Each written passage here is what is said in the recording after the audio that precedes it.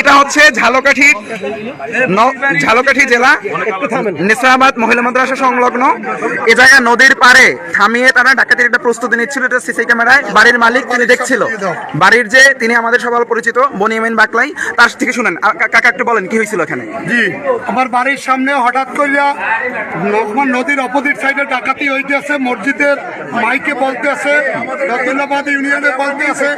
সেই একই অবস্থায় এখানে থেকে নৌকায় ওপার থেকে পার হইয়া এপারে আমার বাড়িতে ডাকাতি করার জন্য বাড়ির চতুর্পাশে এরা জড়ো হইতেছিল। এই অবস্থা আমি সিসি ক্যামেরায় দেখা এলাকাবাসীকে টেলিফোনে জানাই এবং ঝালকাঠি সদর থানার ওসি সাহেবকে জানাইলে ওসি সাহেব তাৎক্ষণিকভাবে ফোর্স নিয়ে আসছে। ইতিমধ্যে আমরা 3, 6, 7, 8জনকে আমরা ঘটনাস্থলে তাদেরকে ধৃত করা হয়েছে। এলাকাবাসীর সবাই সহযোগিতা। ইতিমধ্যে একজন ঠিকাদার ঝালকাঠির ফাইজুল নামে সে এসে বলতে আছে সে মাস্তানি দেখাইতেছিল এবং ইতিমধ্যে জনরসায়নে স্থানীয় যুবকরা তার গায়ে হাত তুলেছে। ইতিমধ্যে আমরা গণদলাই থেকে রক্ষা করে সেফ এক্সিটের মাধ্যমে আমরা প্রশাসনের কাছে হস্তান্তর করতে আছি। আইনানুগ ব্যবস্থা প্রশাসন নেবে। ইতিমধ্যে আমাদের ঝালকাঠি সদর থানার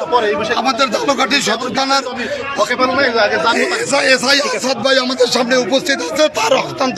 তার কাছে হস্তান্তর করতে। এরা সবাই সুস্থ আছে, এদের গায়ে হাত তোলা হয় না। আপনারা সুস্থ আছেন? মারছে আপনাদেরকে? বলেন মারছে? কোথায় মারছে?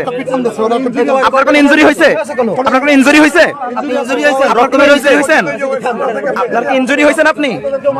না, ইনজুরি কেউ হন নাই। কেউ এমনি গা ধাক্কা দেখে হয়েছে। ইনজুরি হয়েছেন কেউ? কেউ আপনারা সবাই সেভ করছে তাই? ওকে, ইটস ওকে। আমরা আইনের হাতে সুপর্দ করছি, প্রশাসনের হাতে সুপর্দ করছি।